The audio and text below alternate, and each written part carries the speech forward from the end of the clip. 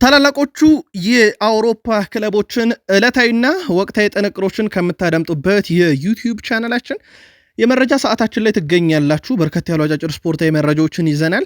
አስቀድመን ዛሬ ሀገር ቤት የተወሰነ ጉዳይ ለማንሳት እንወዳለን። ከዛ በባህር ማዶ የመረጃ ሰዓታችን በርከት ያሉ ትልልቅ ክለቦችን እናነሳለን። ፕሪሚየር ሊጉ 7ኛ ሳምንቱ ተጠናቋል። የተወሰኑ መልከታዎችን አስቀድመን እናነሳለን በአውሮፓ መረጃችን ሰዓት ላይ። ከዛ ውጪ የባርሴሎናን የቡድን ዜና ይዘናል። ሪያል ማድሪድ ቤት በአውሮፓ ዙሪያ ኮንትራታቸውን ከማራዘም ጋር በተያያዘ ስናነሳ በውሾች ምክንያት ክስ ስለተመሰረተበት አንድ አውሮፓዊ ተጫዋች እንነግራችኋለን። የዕለቱ ትንሽ ለየት ያለ ጥንቅራችን ነው። ከእናንተ ውድ አድማጮቻችን ደግሞ አንድ ጉዳይን ብታይለን በላችሁን ነበረ። ከሻምፒዮንሺፕ ክለብ ኮቨንትሪ ሲቲ ጋር በተያዘ ነው መረጃውን ይዘነው መተናል፣ እናደርሳችኋለን በፕሪሚየር ሊግ የመረጃ ሰዓታችንና የአውሮፓ የመረጃ ሰዓታችን ላይ። ፕሪሚየር ሊጉ ላይ በርካታ ክለቦችን እናነሳለን። ፕሪሚየር ሊጉ እንደ ዱር አሁን በቢግ ሲክስ ብቻ የሚወሰን አልሆነም። እነ አስቶን ቪላ፣ እነ ክሪስታል ፓላስ፣ በርንማውዝ እንደዚሁም ኖቲንግሃም ፎረስት ራሱ የወቅቱ አነጋጋሪ ቡድኖች ስለሆኑ መረጃ ይዘንባቸዋል። በሲቲ የመረጃ ሰዓታችን በሃላንድ በኩል የተሰጠውን ጋዜጣዊ መግለጫና በቼልሲ ተጫዋች ጉዳት ምክንያት እድል ስላገኘው የሲቲ ተጫዋች እናነሳለን።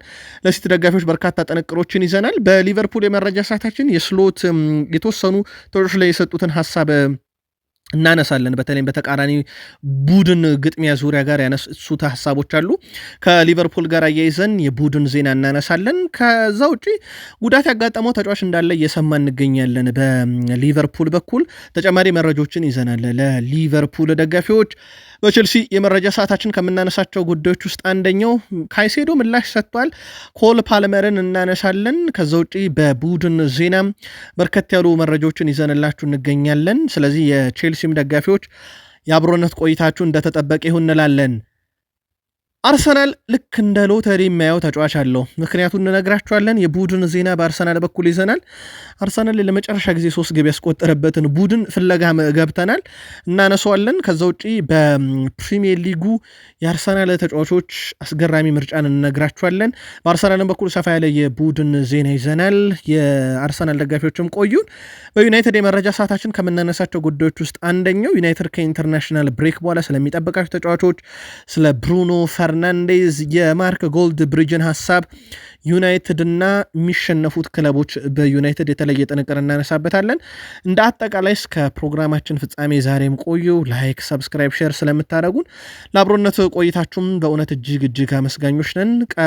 ስፖርታዊ መረጃዎቻችንን በሀገር ቤት የተወሰኑ መረጃዎችን አስቀድመን እንጀምርና የአውሮፓ መረጃዎችን እናነሳለን። የሸገር ደርቢ ወደ ቤቱ ተመልሷል።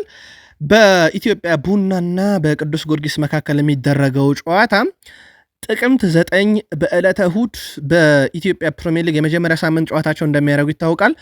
ቡና ከቅዱስ ጊዮርጊስ የሚያደርጉት ጨዋታ በዋናዋ መዲና አዲስ አበባ ስቴዲየም እንደሚደረግ ይታወቃል። ሸገር ደርቢ ተመልሷል።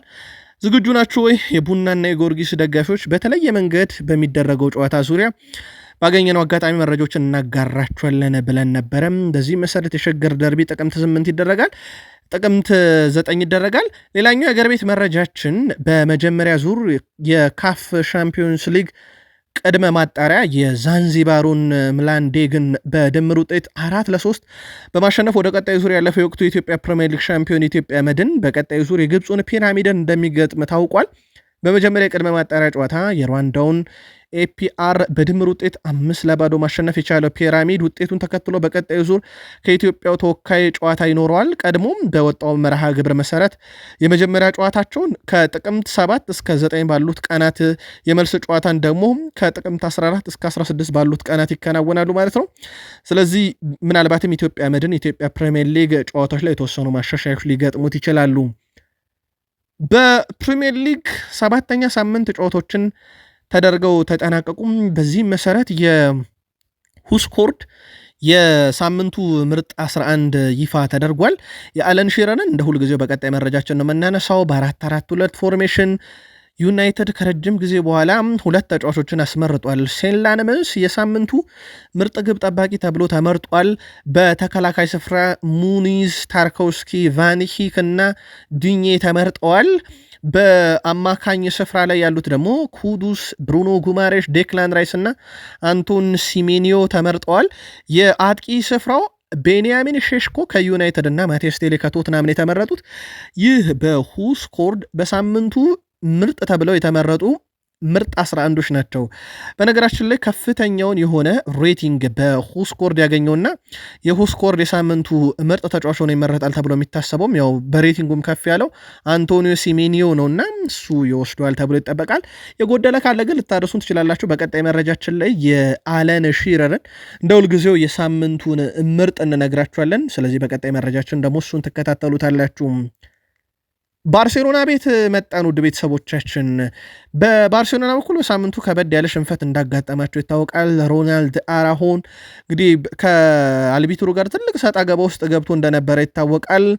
በተለይም ፍጹም ቅጣት ምት ሲሰጥ ከዳኛው ጋር የገባው ሰጣ ገባና አራተኛ ዳኛው ጋር ነበረ። እንግዲህ ዳኛው ላይ ሲጮህበት በጣም አግሬሲቭ ሆኖ ተመልክተነዋል። እንደውም አልቢትሩ ሲያረጋጉት ነበረ። ሮናልድ አራሆን እንግዲህ ከጨዋታው መጠናቀቅ በኋላ በተለይም ከረፍት በፊት መጠናቀቅ በኋላ ሁልጊዜም የኛ ተቃራኒ ናቸው ዳኞች በሚል በከፍታ ሲናገር ነበር። በካሜራ እይታ ውስጥም ወድቋል ይህ ንግግሩ። ምናልባት ከላሊጋው ቅጣት ይጠብቀው የሆነው የሚሉ በርካቶች ሀሳባቸውን እያጋሩ ይገኛሉ። ስለዚህ በቀጣይ መረጃችን ላይ እናካትተው ይሆናል። እዛው ባርሴሎና ቤት የተወሰኑ መረጃዎችን እናክል። ላሚን ያማልና ራፊኒያ በዚህ ሳምንት በተሸነፉበት ጨዋታ ላይ እንዳልነበሩ ይታወቃሉ። ሁለቱም ምን ያህል ለቡድኑ ቁልፍ ተጫዋች እንደሆነ የተመለከትንበት ነበረ። በእርግጥ ራፊኒያን የተካው ራሽፈርድ ስራውን በአግባቡ ተወጥቷል። ላሚን ያማል ግን በባርሴሎና ይሄ ከሜዳ ውጭ ያለው የሰሞኑ ጉዳይ ትንሽ ግርግር ፈጥሮ ተጫዋቹ ላይ ቅሬታዎች ማሰማት ጀመሩ እንጂ ሜዳ ላይ መኖሩ ምን ያህል ተጽዕኖ ፈጣሪ ተጫዋች እንደሆነ ሌላ ማሳያ ተደርጎ ሊወሰድ ይችላል። ምናልባት ጉዳዩን ለባርሴሎና ደጋፊዎች እንተውና ያለ ላሚን ያማል ባርሴሎና ጥንቅቅ ያለ ቡድን መሆን ይችላል ወይ? የተወሰኑ ጨዋታዎችን ግን ሲያሸንፍ አውቀናል። በዚህ ዓመት ራሱ ያለ ላሚን ያማል አሸንፏል። ግን እንደዚህ አይነት ትልልቅ ጨዋታና ፈታኝ ቡድኖች ጥቅጥቅ ብለው የሚጫወቱ በመልሶ ማጥቃት አደገኛ የሆነው ሴቪያ ያለ ላሚን ያማል እንደዚህ አይነት ጨዋታዎችንስ መወጣት ይችላሉ የሚለውን የእናንተን ምልከታ አጋሩን። ከሪያል ማድሪድ ጋር በተያዘ በብዙ መንገድ አምና ሪያል ማድሪድ በብዙ መንገድ ተተችቷል። በተጫዋችም ደረጃ እያንዳንዱ ስማቸው እየተጠራ ብዙዎች ተተችተዋል። ዘንድሮ ግን የሁለቱ ተጫዋቾች አንዱ ኖሮ ነው አንዱ የማይኖረው አምና ሲባሉ የነበሩት ኬሊያን ምባፔና ቬኒሲየስ ጁኒየር በጥምሩ 25 የግብ አስተዋጽኦን ዘንድሮ አበርክተዋል። በላሊጋው ገና 8ኛ ሳምንት ላይ ነው የደረሰው ላሊጋውና ወደ 30 ጨዋታ ይቀራል። ገና በ8 ጨዋታ 25 የግብ አስተዋጽኦ ከደረሱ ይሄ ወደ 38 ጨዋታ ስንቀይረው እጅግ በጣም የተጋነነ ቁጥር ነው የምናገኘው። ምናልባት ይህንን ቁጥር ያስቀጥሉታል አያስቀጥሉትም የሚለው ነው። ግን ፋብሪዚዮ ሮማኖ በአመቱ መጨረሻ ስንት የግብ አስተዋጽኦ ከሁለቱን ጠብቅ የሚል ጥያቄን አንስቶ ነበረ። በጣም ትልቅ ቁጥር ነው። የሁለቱ ጥምረት ሜዳ ላይ የሚታሰብ አይደለም። አንዱ ሲኖር ነው አንዱ መኖር የለበት። ሁለቱን አንድ ላይ ማስገባት ተገቢ አይደለም ሲባል ነበረ። ግን የሁለቱ ጥምረት ዘንድሮ በጣም አደገኛ የሚባል ነው።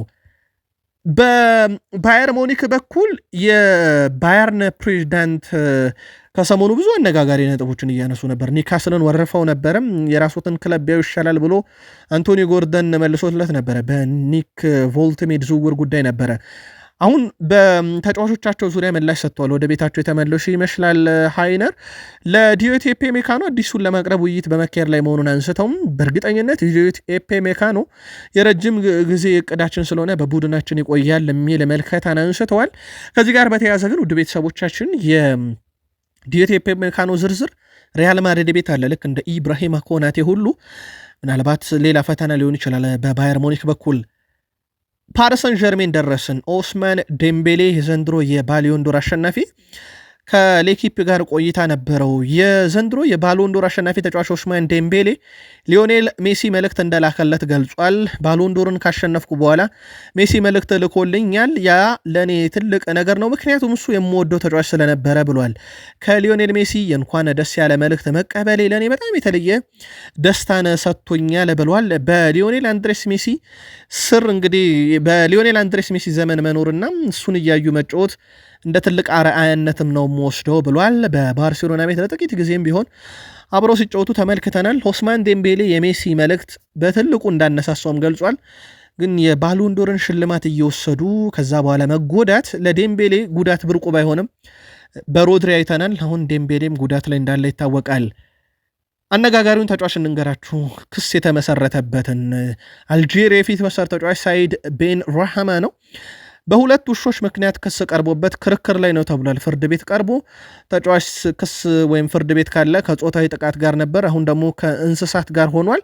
ተጫዋቹ ከ2 ዓመት በፊት 2 አደገኛ ውሾችን ይዞ ሲንቀሳቀስ ከቁጥጥር ውጭ ሆነው ሰው ማጥቃታቸው ተነግሯል። ይህንም ተከትሎ ሳይድ ቤን ራህማ ክስ ቀርቦበት ጠበቆች ክሱን በመከራከር ላይ ናቸው ተብሏል። በሳውዲ አረቢያው ክለብ ኒኦም በመጫወት ላይ የሚገኘው ሳይድ ቤን ራህማ እስካሁን ፍርድ ቤት እንዳልቀረበና ጉዳዩን በጠበቆች በኩል እየተከታተለው ነው ተብሏል። ትንሽ ለየት ያለና አነጋጋሪ ጉዳይ ነበረ ከሰሞኑ። ለማንኛውም ከዚህ ተጫዋች ጋር በተያያዘ የስፖርት ዓለም ውስጥ ለየት ያለው መረጃ አንደኛው የነበረ ፕሪሚየር ሊግ ላይ ደረሰን። ውድ ቤተሰቦቻችን ምርጣችሁን መርጣችሁ በሐሳብ መስጫ ሳጥናችን ላይ ብትልኩልን ደስ ይለናል። የእንግሊዝ ፕሪሚየር ሊግ እግር ኳስ ማህበር የፒኤፍኤ ማለት ነው የፕሪሚየር ሊግ የወርሃ መስከረም የደጋፊዎች የወሩ ምርጥ ተጫዋች ማን ነው ብሎ ለደጋፊዎች ክፍት አድርጓል ድምፅ እንዲሰጡበት። በዚህ መሰረት ኦማር አልዴሬቲ የሰንደርላንዱ አማካይ ስፍራ ተጫዋች ነው። የሊቨርፑሉ አማካኝ ሪያን ግራቨንበርግ አለ። የሲቲው አጥቂ ኤርሊንግ ብሮት ሃላንድ፣ የኒካስል ዩናይትዱ ግብ ጠባቂ ኒክ ፖፕ፣ የበርንማውዝ አጥቂ አንቶን ሲሜኒዮ እንደዚሁም ደግሞ የአርሰናሉ ማርቲን ዙቤሜንዲ በዚህ ዝርዝር ውስጥ ተካተውም ለእግር ኳስ ተመልካቹ ቤተሰብ እጩ ሆነው የቀረቡ ናቸው። ስለዚህ በእናንተ ምርጫ ለደጋፊዎች የቀረበ ነው እና የፕሪሚየር ሊግ የወሩ ምርጥ ተጫዋች ማን ነው? በሐሳብ መስጫ ሳጥናችን ላይ ውድ ቤተሰቦቻችን ልታጋሩን ትችላላችሁ። በሴፕቴምበር ወር በነበሩ ጨዋታዎች ላይ ማለት ነው። ከአድማጫችን ጥያቄ መጥቶልን ነበር። ለምንድነው የፍራንክ ላምፓርዱን ቡድን ኮቨንትሪ ሲቲን ማታይለን የሚል ዛሬ እያየሁት ነበረ። ኮቨንትሪ ሲቲ በጣም አስደናቂ ጉዞ ላይ ይገኛሉ። ወደ ፕሪሚየር ሊግ ለማደግ በሚፋለሙበት የሻምፒዮንሺፕ መድረክ ላይ ኮቨንትሪ ሲቲ 9 ጨዋታዎችን አድርጎ አንድም ጨዋታ አልተሸነፈም። ግን አንድ ቁጥር አለው፣ 4 አቻዎችን ወጥቷል። ምናልባት እንደ መጥፎ ቁጥር ከተነገረም ያቻው ብዛት ነው። ግን ሽንፈት አልገጠመውም። ቡድኑ 5 ጨዋታዎችን አሸንፏል። እንዳጠቃላይ ወደ 19 ነጥቦች አሉት። 27 ግብ መረብ ላይ ያሳርፏል። ተቃራኒ ቡድን ላይ 7 ብቻ ነው የተቆጠረበት። ምናልባት ከበርንሌ በኋላም ከነ ሊድስ በኋላ በአስደናቂ ሁኔታ ወደ ፕሪሚየር ሊጉ ያድጋል ተብሎ ይጠበቃል። ፍራንክ ጄምስ ላምፓርድ በቼልሲ በተጫዋችነትም በአሰልጣኝነትም በእርግጥ ወደ አሜሪካ ሜጀር ሊግ ሶከር እንዲዘዋወር ከተደረገ በኋላ ለሲቲ እንዲጫወት የተደረገበት መንገድ ሁሌም አነጋጋሪ እንደነበር ይታወቃል። ለማንኛውም የቀድሞ የቼልሲ ሌጀንድ የሚመራው ኮቨንትሪ ሲቲ ሻምፒዮንሺፑን ከላይ ሆኖ እየመራ ነው። ሻምፒዮንሺፑ እስካሁን 9ኛ ሳምንቱ ላይ ደርሷል። የአስቶን ቪላን ቡድን እናንሳም። ከሰሞኑ ተደጋጋሚ መረጃዎች እየወጡ ነው። በቪላ መሻሻላቸው በብዙዎች ዘንድ በትልቁ ይነገራል። ሞርጋን ሮጀርስ 9 ከክፍት ጨዋታ ማለት ነው 9 አሲስቶችን በፕሪሚየር ሊጉ ከ25 በኋላ አድርጓል። በነገራችን ላይ ይሄ በፕሪሚየር ሊጉ ከክፍት ጨዋታ ማለት በጨዋታ እንቅስቃሴ ላይ ከቆመ ኳስ ውጪ ማለት ነው። በጨዋታ እንቅስቃሴ ላይ 9 አሲስቶችን ያደረገ ብቸኛው ተጫዋች ነው። አሁን ለአስቶን ቪላ ቤት በጣም ወሳኝ ተጫዋች መሆኑን በድጋሚ እያሳየ ነው። በክረምት ካስታወሳችሁ ስሙ ከምዕራብ ለንደኑ ክለብ ቼልሲ ጋር በጥብቅ ሲነሳ የነበረ ተጫዋች ነው። የኦሊቨር ግላስነር ቡድን እንግዲህ ሽንፈት ገጠመው ከ19 ያለመሸነፍ ጉዞ በኋላ። ሽንፈቱ በጣም ያማል ነው ያሉት ኦሊቨር ግላስነር። እንዲህ አይነት ስሜት ከተሰማን ከ6 ወራት በላይ ተቆጥሮና ሽንፈትን ረስተነው ነበር ብለዋል። በመከላከሉ ብዙ ስህተት አልሰራንም፣ ያገኘናቸውን እድሎች በሚገባ ተጠቅመን ቢሆን ኖሮ ግን ያለመሸነፍ ጉዟችን ከዚህ በቀጠለ ነበረ ብለዋል። አሁን ደግሞ ያለመሸነፍ ጉዞ ለመጀመር ከሚቀጥለው ጨዋታ ጀምሮ እንጀምራለን፣ ግን የሽንፈትን ስሜት ከ6 ወር በኋላ እንዳጣጣሙት ነው እሳቸው ራሱ የተናገሩትና የፓላስ ጉዞ በኤቨርተን አብቅቷል። በዚህ ሳምንት አነጋጋሪ አጀንዳ ከነበሩ የሳምንቱ ጨዋታዎች ውስጥ አንደኛው ነው። በርንማውዝ ካስቆጠራቸው ያለፉት የመጨረሻ ወይም ደግሞ 18 ግቦች 10 የተቆጠሩት በአንቶኒዮ ሲሜኒዮ ነውና ይህ ተጫዋች በጥር ለማግኘት በጣም አስቸጋሪ ይሆናል ለበርካታ ክለቦች። ግን በክረምት ክለቦች ይህን ተጫዋች ማስፈረም እንደነበረባቸው ብቃቱን አሁንም በደንብ እያሳየ ይገኛል። የበርካታ ክለቦችን ቀልብ መሳቡን ቀጥሏል። የበርንማውዝ ቁልፍ ተጫዋች ነው። ያውም በበርንማውዝ ቢያንስ 4 ቁልፍ ተጫዋቾችን ለቋል። በፕሪሚየር ሊግ፣ በሪያል ማድሪድ፣ በፓሪስ ሰን ጀርሜን እነኚህን ተጫዋቾች አጥቷል። ግን አሁንም የአንዲ ኢራኦላ ቡድን በጥንካሬው ነው። የዚህ ጥንካሬ ምንጭ ደግሞ በተጫዋች ደረጃ አንቶኒዮ ሴሜኒዮን ማንሳት እንችላለን።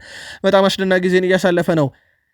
የፖስቴኮግሉን ስንብት ካገኘን እንነግራችኋለን ብለናችሁ ነበረ። ግን አንድ ያገኘነው መረጃ አለ። የኖቲንግሃም ፎረስቱ አሰልጣኝ አንሄ ፖስቴኮግሉ በቡድኑ ውጤት ማጣት ዙሪያ ከክለቡ ባለቤት ማርኪኒያስ ጋር እንደሚነጋገሩ አሳውቋል። አሰልጣኙ ኖቲንግሃምን እየመሩ 7 ጨዋታ አድርገው ድል የሚባል ነገር የለም። ይህንንም እንግዲህ በሳምንት ውስጥ ተመልክተናል። በኒካስልም ሲሸነፍ ይህን ሳምንት እጣለዋለሁ በጣም ተጨንቄ ነበር ያሉት አሰልጣኙ፣ ነገር ግን አልፈራም መፋለም እወዳለሁ ሲሉ ለመሰናበት ስጋት እንዳለም ግን ፍንጭ ሰጥተዋል። ከፊት ትልቅ ፍልሚያ ይጠብቀናል፣ ደጋፊዎች በእኔ እምነት የላቸውም፣ እኔ ኃላፊነቱን የተረከብኩት እንደሚሳካልኝ ስለማመን ነበር ብለዋል። አክሎም በዚህ ሳምንት በክለቡ ባለቤት ማርኪኒያስ ጋር ስለ ቡድን ውጤት ሁኔታ እነጋገራለሁ ብዬ ጠብቃለሁ ሲሉ ተደምጠዋል። እሳቸውም በምን አይነት መንገድ ግን ይወጡታል ቀጣዩ ኃላፊነቱ ቢሰጥ የሚለው ለኖቲንግሃም ፎረስት ደጋፊዎች ራሱ ስጋት ነው፣ እሳቸውን ማቆየት አሁን በዚህ ሰዓት ላይ። ለማንኛውም ደጋፊዎች ካሁኑ ጠዋት ትባረራለህ ባሉበት የአውሮፓ መድረክ ምሽታቸው ቀጥለው በኒውካስል ዩናይትድን በዚህ ሳምንት ሽንፈት ደርሶባቸዋል። ለሲቲው ተጫዋች ቀን ወጥቶለታል። ቀን የወጣለት ደግሞ በቼልሲ ተጫዋች ጉዳት ምክንያት ነው። የቼልሲው የመስመር ተጫዋች ሪስ ጄምስ በቀዳሜ ሊቨርፑል ጨዋታ ጉዳት እንዳጋጠመው ተረጋግጧል። ይህንም ተከትሎ ሪስ ጄምስ ከእንግሊዝ ብሔራዊ ቡድን ስብስብ ውጭ ሲደረግ በምትኩ የማንቸስተር ሲቲ ወጣት ተጫዋች ኒኮ ኦሬል በአሰልጣኝ ቶማስ ቱሄል ለ3 ዓመት ጥሪ ተደርጎለታል። ኒኮ ኦሬል ለመጀመሪያ ጊዜ እንግሊዝ ብሔራዊ ቡድንን ወክሎ ይጫወታል ማለት ነው። የሲቲው ተጫዋች በአጋጣሚም ቢሆን ቀን ወጥቶለታል። በፔፕ ጋርዲዮላ ቡድን ውስጥ እድል እየተሰጠው ነው። በዚህ ሰዓት ላይ ብዙ የሲቲ ደጋፊዎች ቅሬታ ባቀረቡባቸው የሜዳ ክፍሎች ላይ ወጣቶችን እያየን ነው። በክረምት የዝውውር መስኮት ሲቲ በተለይም በቀኝ የመከላከል ስፍራ ላይ የ6 ቁጥር ሚና ሮድሪ ያው ተደጋጋሚ ጉዳት እያስተናገደውና ብዙ ቅሬታ ሲሰማ ነበር። ግን ወጣቶቹ በጣም አስደናቂ ናቸው። ኒክ ኦሬል አሁን ለእንግሊዝ ብሔራዊ ቡድን ጥሪ ደርሶታል። ሃላንድ ጋር ደረስን። ኤርሊንግ ብሩት ሃላንድ ዘንድሮ ከሃሪኬን ጋር ጥብቅ ፉክክር ይገጥመሃል፣ የአውሮፓን የወርቅ ጫማ ለመውሰድ በርካታ ግብ አስቆጥሮ ተብሎ ተጠይቆ ነበረ። አንድ ሰው ረስታችኋል ይላል። ኬሊያን ምባፔን እንዳትረሱት። የአምና የወርቅ ጫማ አሸናፊ ኬሊያን ምባፔ ነው። ሊረሳ አይገባም። እሱም አሁንም በጣም አስደናቂ ብቃቱን እያሳየ ስለሆነ ብሏል። በነገራችን ላይ 23 ስቴዲየሞች ላይ ፍልሚያ ያደርጓል ኤርሊንግ ብሩት ሃላንድ 22ቱ ላይ ግብ አስቆጥሯል። በጌት ኮሚኒቲ ስቴዲየም በዚህ ሳምንት ግብ ካስቆጠረ በኋላ አንድ ሜዳ ግን ሊቀነው አልቻለም። እሱም የሊቨርፑሉ አንፊልድ ሮድ ስቴዲየም ነው። አንፊልድ ላይ ግብ አስቆጥሮ አያውቅም ተጫውቶ እንጂ ምናልባት በሲቲና በሊቨርፑል መካከል የሚደረግ ጨዋታ መጠበቅ ይኖርብናል። የአንፊልዱን በዚህ ዓመት ያሳካው የሆነው የሚለው ግን ሃላንድ በአንፊልድ ላይ መጫወት ግብ ለማስቆጠር አሁንም ቢሆን የሚሆንለት አይነት እንትን አልሆነም፣ ሜዳ አልሆነም። በቼልሲ በኩል ከሰሞኑ ጥሩ ነገሮችን ከተመለከትንባቸው ነገሮች ውስጥ አንደኛው ሮሚዮ ላቪያ መመለስ ነበረ። እንደውም አርኔ ስሎት በስታንፎርድ ብሪጅ ካዩቸው ነገሮች ውስጥ አንደኛው የሮሚዮ ላቪያ ጥንካሬን ነው ብለዋል። እሳቸው በጣም አስደናቂ ተጫዋች ነው። በተለይም እነሱነ ቼልሲ እንደዚህ አይነት አስደናቂ ተጫዋችን ከተጠባባቂ ወንበሩ ላንስተው ነው የሚያጫውቱትና የስኳድ ዴብዝ ቼልሲ በጣም ጠንካራ ነው ብለው ከወደሱት ተጫዋች ሮሚዮ ላቪያ ነው። በርካታ ቼልሲውያን ከተደሱበት ጉዳይ አንደኛው የሮሚዮ ላቪያ ወደ ሜዳ ተመልሶ መጫወት ነበርና በሜዳ ላይ እንግዲህ ጥሩ ነገርን አሳይቷል እና ስሎትም የሊቨርፑልም አሰልጣኝ በብዙ አወድሶታል ይሄን ተጫዋች የቼልሲ ጥንካሬ ብለው። ቼልሲዎችን በእርግጥ መመለሱ እንዳስደሰታቸው ሲናገሩ ነበር። ከሞይሰስ ካይሴዶ ጋር በተያዘ ምላሽ ሰጥቷል። ሞይሰስ ካይሴዶ እኔ ከንጎሎ ካንቴም ከማካሌልም ብዙ ርቄ ነኝ ያለሁት ብሏል። ከሰሞኑ ግን የውም የንጎሎ ካንቴና የላምፓርድ ጥምር ውጤት እያሉት ነበረ። ግን በፍጹም እኔ ከንጎሎ ካንቴ ራሱ በብዙ ርቄ ነኝ ያለሁት፣ ገና ይቀረኛል እነሱ ደረጃ ላይ ለመድረስ፣ ግን እነሱ የደረሱበት ለመድረስ ስራዎችን እየሰራው ነው፣ እዚህ ሌጀንድ ለመሆን ስራ እየሰራው ነው ሲል ተደምጧል። ሞይሰስ ካይሴዶ በጣም አስደናቂ ሳምንት ያሳለፈበት ነበር። በተለይም ሊቨርፑል ላይ ያስቆጠራት ግን በጣም አነጋጋሪ ነበረች። ኮል ፓልመር በፕሪሚየር ሊግ ውስጥ እንግዲህ ጉዳት ምክንያት እያየ ነው አይደለም፣ ግን ከሜዳ ውጭ ስራዎችን እየሰራ መሆኑን ተናግሯል። በተለይም የስታቪዮ ዊሊያን ነገር እንዳስደነቀው በቡድን ውስጥ መምጣቱ በጣም ጥሩ ነገር እንደፈጠርና የኔ ብራዚላዊ ወንድሜ ብሎታል እንግሊዝ ተጫዋች ኮል ፓልመር። በቡድን ውስጥ ተጫዋቹ እያደረገ ያለው እንቅስቃሴ ጅማሮ በብዙ መንገድ ሊወደስ ሊመሰገን የሚገባም እንደሆነ አንስቷልና በቡድን ውስጥ እንደዚህ አይነት ወጣት ተጫዋቾች መምጣታቸው ቡድን ውስጥ ተነሳሽነትም ይጨምራል፣ የመጫወት ፍላጎታቸውም ከፍ ያለ ነው ብሏል። በእርግጥ የላቲን ተጫዋች በጥንካሬ በታታሪነት 90 ደቂቃ የመጫወት ችግር የለባቸውም። ኤስታቪዮ በዚህ ሳምንት ሊቨርፑል የማሸነፊያ ግብ ካስቆጠረ በኋላ አነጋጋሪነቱ እንደቀጠለ ነው። ባለፈው ክረምት የዝውውር መስኮት የእንግሊዝ ፕሪሚየር ሊግን ከተቀላቀሉ 9 ቁጥሮች ውስጥ በአጥቂ ደረጃ ማን ፕሪሚየር ሊጉን በቶሎ ይለምዳል የሚል ጥያቄዎች ሲነሱ፣ ንጽጽሮች ሲቀርቡ ነበረ። በፕሪሚየር ሊግ ከመጡት ተጫዋቾች ሁሉ ኤኬቴኬን የሚስተካከል የለም። በግብ 5 የፕሪሚየር ሊግ ግቦች አሉት። ስለዚህ ባለፈው የዝውውር መስኮት የእንግሊዝ ፕሪሚየር ሊግን ከተቀላቀሉ አጥቂዎች ብዙ ጎል ያስቆጠረው ኤኬቴኬ ነው 5። ከዛ በኋላ ከኤኬቴኬ በመቀጠል ሁለተኛ ስፍራ ላይ ያዘው ቮልትሜድ ነው 4 ግቦችን ለኒውካስል አስቆጥሯል። ቪክተር ዮኬሬሽ ለአርሰናል 3 አለው። የቼልሲው ዦ ፔድሮ 2፣ የማንቸስተር ዩናይትዱ ቤንያሚን ሼሽኮ 2 ደርሷል። ፕሪሚየር ሊጉ ገና ነው፣ በእርግጥ ገና ጅማሮ ላይ ነው ያለው። ለመገምገምና ገሌ ለምዷል ገሌ ይቸግሯል ለማለት ጊዜው ገና ነው ብለን እናስባለን። ግን እንዳጠቃላይ በጅማሮ ደረጃ በጣም ጥሩ ጊዜን እያሳለፉ ነው። ከዚህ ውስጥ ደግሞ የሊቨርፑሉ ሁጎ ኤኪቲኬ ይጠቀሳል። በነገራችን ላይ ሰሞኑን በቼልሲ ጨዋታ አይታችሁት ከሆነ ኢሳክን ቀይሮ ሲገባ አዲስ የጸጉር ስታይል አምጥቷል። ሙሉ ጸጉሩን ተቆርጦት ነው የገባው። ተጫዋቾች በነገራችን ላይ ጸጉር ማሳደግ፣ ጸጉር መቆረጥን ከገድ ጋር ሲያያይዙት በቅርብ ዓመታት ውስጥ አይተናል። ምናልባት ለሊቨርፑል ጥሩ የማይባለው ዜና የጉዳት ሰለባ የሆነ ተጫዋች አላቸው። የመርሳይዱ ክለብ ሊቨርፑል ጃፓናዊን የመሃል ሜዳ ተጫዋች ዋታሩ ኢንዶ ጉዳት እንዳጋጠመው ተገልጿል። ተጫዋቹ በጉዳት ምክንያት በቀጣይ የጃፓን ብሔራዊ ቡድን እንደማይቀላቀል የሀገሪቱ እግር ኳስ ፌዴሬሽን አሳውቋል። ዋታሩ ኢንዶ ሊቨርፑል በቼልሲ በተሸነፈበት ጨዋታ በመጨረሻ ደቂቃ ተቀይሮ በመግባት በተለይም ይሄ ውጤት ለማስጠበቅ በነበረው ጥረት ላይ ተሳትፎ ነበረ። ጃፓን በቀጣይ ከፓራጓይ እና ብራዚል ብሔራዊ ቡድን ጋር የወዳጅነት ጨዋታ እንደምታደርግ ይታወቃል። ስለዚህ በጉዳት ምክንያት ከስብስብ ውጭ ሆኗል። የጃፓን ብሔራዊ ቡድንም ይህንን አሳውቋል። በሊቨርፑል በኩል ተጫዋቹ ከጉዳት አገግሞ መች ለጨዋታ ዝግጁ ይሆናል በሚለው ጉዳይ ላይ ግን ተጨማሪ መረጃዎችን ካገኘን ለእናንተ ውድ አድማጮቻችን ይዘንላችሁ ምንመጣ ይሆናል።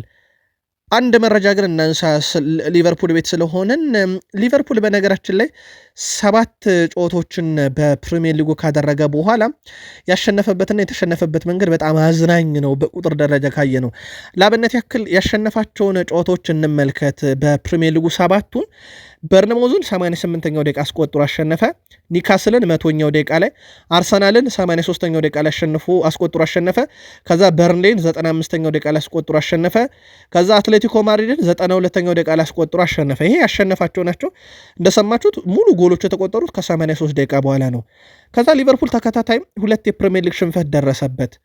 እነኚህ 2 ተከታታይ ፕሪሚየር ሊግ ሽንፈቶች በክሪስታል ፓላስ 97ኛው ደቂቃ ተቆጠረበት፣ በቼልሲ 95ኛው ደቂቃ ተቆጠረበት። አሁን ሊቨርፑል ጨዋታውን ተሸንፏል ለማለት የግድ የአልቢትሩን ፊሽካ መጠበቅ አለብን። አሸንፏል ለማለት ብቻ ሳይሆን ይሸነፋልም ወይ ለማለት ነው።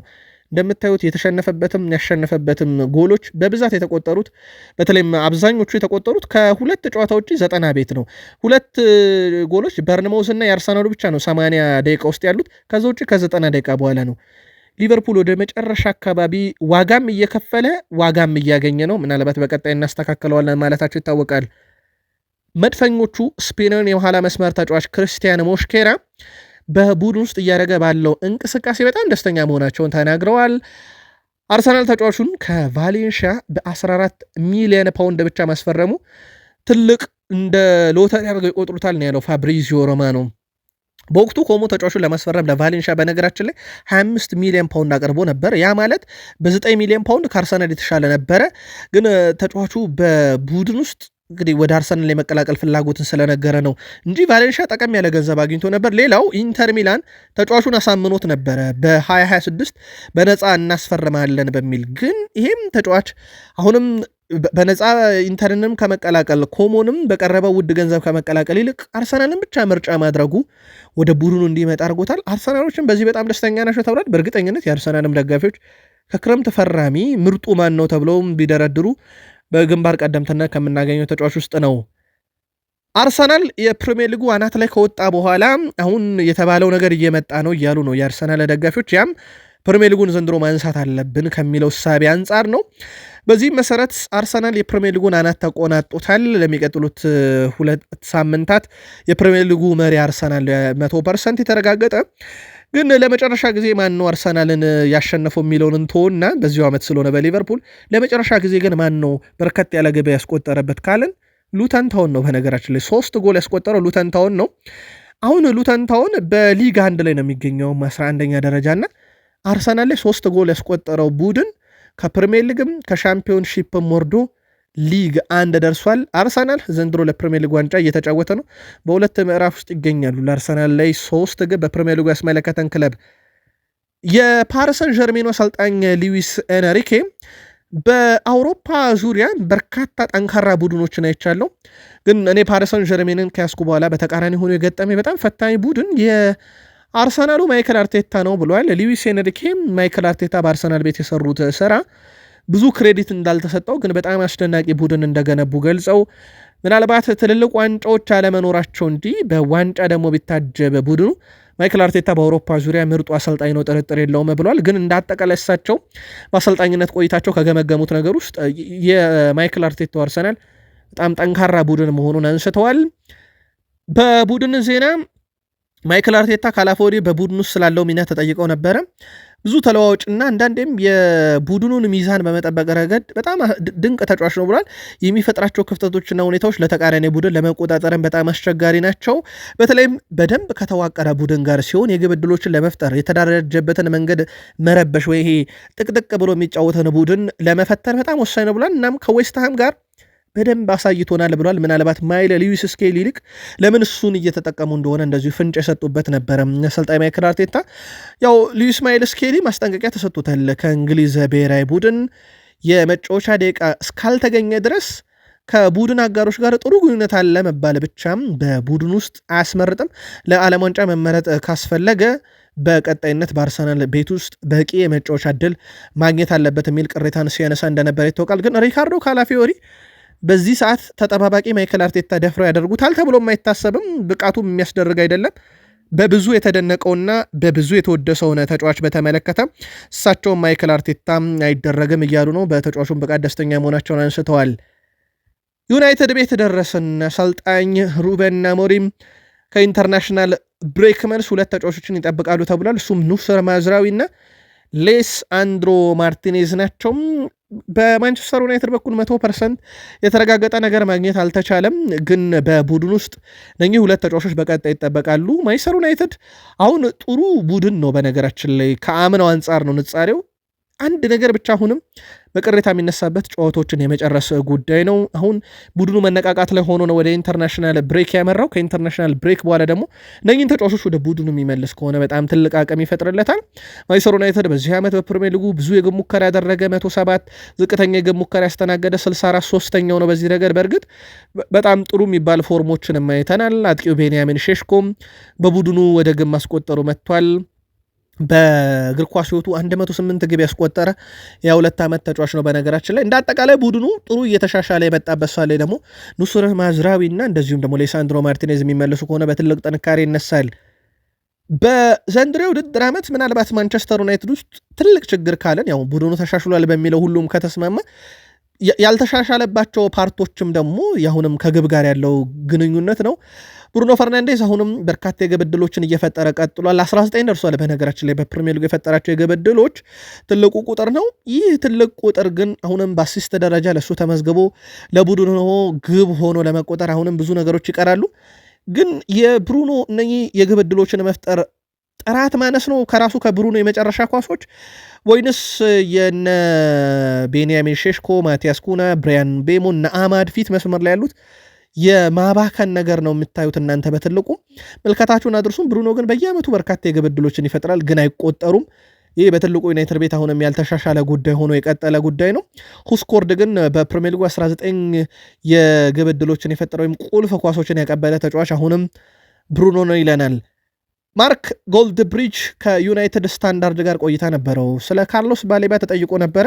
ያው የካርሎስ ባሌባ ነገር ምናልባት ዩናይትድ ተረፈ እንዲህ ይህን ተጫዋች ባለማስፈረሙ ክረምት ላይ እስኪባል ድረስ አቋሙ ወርዷል። ከዚህ ጋር በተያያዘ በነገራችን ላይም ተጫዋቹ በክረምት ማንቸስተር ዩናይትድን የመቀላቀል ጽኑ ፍላጎት ነበረው። ተጫዋቹ ህልም እሱ እንደሆነም በወኪሉ በኩል ተገልጿል። ሆኖም ብራይተንና ፋቢያን ሁዝለር በወሰኑት ውሳኔና ተጫዋቹ ሙሉ ለሙሉ ስምምነት ላይ ሳይደርስ በራሳቸው ውሳኔ ለማቆየት ወስኗል። ሆኖም አሁን እንደምታዩት ሁለቱም አልተጠቀሙም። ባሌባ የሚፈልገውን አላገኘም። ብራይተንን በተመሳይ ካቆየው ተጫዋቹ የሚፈልገውን አላገኘም። ስለዚህ በጥር ላይ ብራይተን ደግሞ የሚያስብበት ጊዜ ይመለሳል። ስለዚህ ዩናይትድ በርካሽ ገንዘብ ተጫዋቹን ወደ ማስፈረም መመለስ አለበት እያለ ነው። ግን አሁን በወረደ ብቃቱ ላይ ዩናይትድ ድጋሚ ይመኘዋለሁ የተጫዋቹን የሚለው እንደ ጥያቄ እንዳለ ሆኖም ብራይተንስ ያንን የተመኘውን ከ100 ሚሊዮን ፓውንድ በላይ ገንዘብ ያገኝበታል የሚለው በራሱ ሌላ ጥያቄ ነው። ዩናይትድ በእርግጥ በማለዳው መረጃችን እንደነገርኳችሁ እንደ አዳም ወርተን ያለ በፕሪሚየር ሊጉ ልምድ ያለውን አማካይ እያየ እንደሆነ ይታወቃል። ከዩናይትድ ጋር በተያያዘ ዩናይትድ ባለፉት 8 ወራት 5 ጨዋታዎችን ነው በድል ያጠናቀቀው። አስገራሚ ግጥምጥሞች እንንገራችሁ። ያሸነፉትን ወይ በጎድሎ ተጫዋች የተጫወተን ቡድን ነው ወይ የወረደ ወይ ያደገ ቡድን ነው። በጣም አስገራሚ ግጥምጥሞች ነው። ለአብነት ያክል በዚህ ሳምንት ያሸነፈው ሰንደርላንድ አዳጊ ነው። ከዛ በፊት በኦልትራፎርድ ያሸነፈው ቼልሲ በ10 ተጫዋች ነበረ ሲመራው ዩናይትድ። በርንሌ አዲስ አዳጊ ነው። በዚህ ዓመት የተመዘገቡ ድሎች ሶስቱም በተከታታይ ኦልትራፎርድ ከቴንሃግ ዘመን በኋላ የመጡ ድሎች ናቸው። ሌስተር ሲቲን ድል አድርጎት ነበረ። ይሄ ኬርቴከር በነበረው ሰዓት ነው ይህንን ድል ያመጡት። በሌስተር ሲቲ በኩል ከፕሪሚየር ሊግ ወርዷል። ሌላው ኤፕስዊች ታውን ላይ የተገኘ ድል ነበር፣ ከፕሪሚየር ሊግ ወርዷል። ዩናይትድ አሁን ሌላ ጥያቄ የሚነሳበት በድል ደረጃም በፕሪሚየር ሊጉ ለአውሮፓ ትኬት መቁረጥ የሚፋለም ወይ ደግሞ ለፕሪሚየር ሊግ ዋንጫን የሚፋለም ቡድንን ከማሸነፍ ጋር በተያያዘ ምናልባት ቀጣይ ጨዋታ ከሊቨርፑል ጋር የላንክሻየር ደርቢ ጨዋታ ነው እና ምናልባት ይህን ታሪክ እዛ ጨዋታ ላይ ቀይር የሆነ በትልቁ ይጠበቃል። ዩናይትድን ከለቀቁ በኋላ ተጫዋቾች እንዴት ያለ ጊዜ ያሳለፉ ነው የሚለውን በማለዳው መረጃችን በራስመስ ሆይሉንድ ናፖሊ፣ በማርከስ ራሽፎርድ ባርሴሎና አግኝተናል። መረጃዎቹንም አጋርተናቸዋል። ሌላው አንድሬ ኦናና ነው። ሶስቱም በውሰት ነው ያሉት። ምናልባት በቋሚነት ክለቡን ይለቃሉ የሚባሉ ናቸው። አንድሬ ኦናና በቱርኩ ክለብ ትራብዘን ስፖር 4 ጨዋታዎችን አድርጓል። 2 ጨዋታ ላይ መረቡን አላስደፈረም። በነገራችን ላይ 1 አሲስት አለው። 2 ጊዜ ጨዋታ ኮከብ ተብሏል። አንድሬ ኦናና ምናልባት ቀጣይ ወደ አውሮፓ ለመመለስ ጥሩ ጊዜን እያሳለፈ ነው ማለት ይቻላል። ወደ ዩናይትድ ግን ይመለሳል ተብሎ አይታሰብም። በነገራችን ላይ በማንቸስተር ዩናይትድ በኩል አሁን ቋሚ ግብ ጠባቂያቸው ሼን ላንመንስ ነው። በተጫዋቹ ብቃት ከሰሞኑ ዩናይትዶች በጣም ደስተኛ መሆናቸውን እየተናገሩ ነበር። እኛም በተደጋጋሚ መረጃውን ስናደርሳችሁ ነበረ። የአሁኑን ጥንቅር እዚህ ጋር እንቋጭ። ቀጣይ እንገናኝ።